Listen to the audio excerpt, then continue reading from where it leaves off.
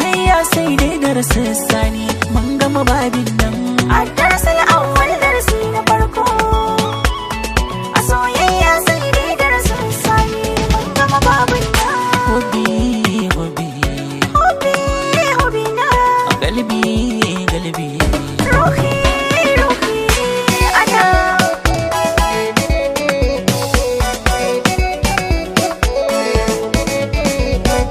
zana raka kya duk nisan tafiya sai mun dawo, in ta tsare ki kamar sirrin ta gida murfi bawo, ga nasara ta miƙa na yinta sai mun jawo, mun yi shirin mu shige babban lamari kafa mun sawo. Ilahu na gode maka inda ka bani yar baiwa, sirri na dai ya haɓaka har ya kai ni furtawa, inda san kimani zan mutu ba zan yi rabu da ke ba.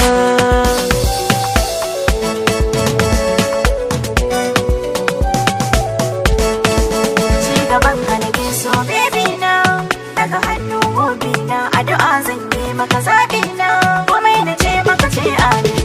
Ya ilahi ka taimaki wannan bawan, Amin, ka tsare shi da duk sharrin mai sharri, amin, ka haɗa shi da mara adadin alkhairi, amin, ka cika da shi kyakkyawan kudirin shi, amin, rufa mai asiri ya fi ƙarfin bashi, amin, ka kai shi gaba magiya ka kai bayan shi, amin, ka sa in zamo mallake matar shi, amin. ƙarshen zance ilahu ka amsa Allah amin.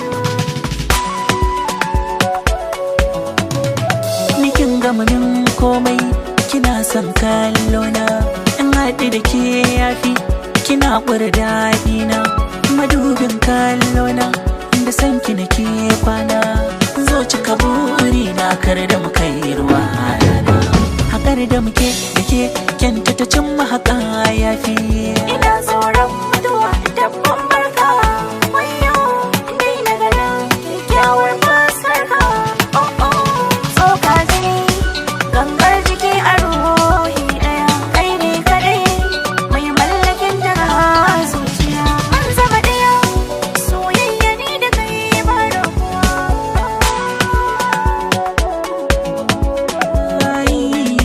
A darasin awwal darasi na farko, a soyayya sai dai darasin sani mun gama babin Bas,